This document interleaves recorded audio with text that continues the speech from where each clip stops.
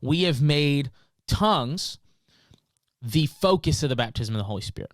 Okay, used to kind of, when I was a teenager, we'd go to church camp, and there was always like Holy Spirit night. There's always like that first night's always the salvation message. Then you kind of have a night that deals with sanctification. Then you're gonna have Holy Spirit night where things get kind of weird. And then you're gonna have a missions call of God night where we're like, hey, go out into the world, tell your friends about Jesus when you go back to school and become a missionary or whatever, be a pastor. And I've been to camps and conventions and events before where tongues was kind of the point. Everybody's like, hey, we need you. You're going to know when you speak in tongues that the Holy Spirit has baptized you, okay? And so people like are looking for tongues. They're looking to say something, and their focus is primarily on that gift, that physical evidence, and not on God himself, okay? And so what happens is like, well, you can very easily fake tongues, okay? I've seen it faked. I knew somebody when I was a kid that, would just like repeat what somebody older would say.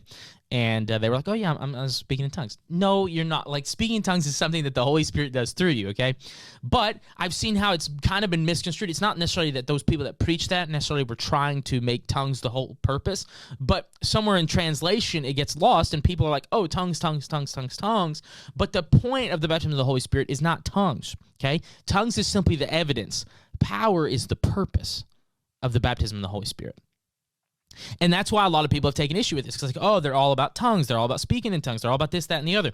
And I get it. Okay, I get the issue, because it's not, to me, although I believe it's the evidence that God has done something, baptized you in the Holy Spirit, it's not the primary purpose. But we've preached it so much, we've preached that doctrine so much, and in ways that make it seem like it's the purpose of the baptism. But it's not. And that's why it becomes the Pentecostal stumbling block, because people have misconstrued it and made it such a big deal. Look, the Mormons speak in tongues too, okay? Some of them, they believe in that. And so it's hard for people sometimes to fathom speaking in tongues is actually the initial physical evidence. But I think the best way to go about this is to recognize it's not about tongues. It's about him. It's not about the gift. It's about the giver. It's about the person that wants to baptize us, that wants to make us whole, that wants to make us different. That's the purpose. That's the purpose of having the baptism of the Holy Spirit, is so that we can go out into the world.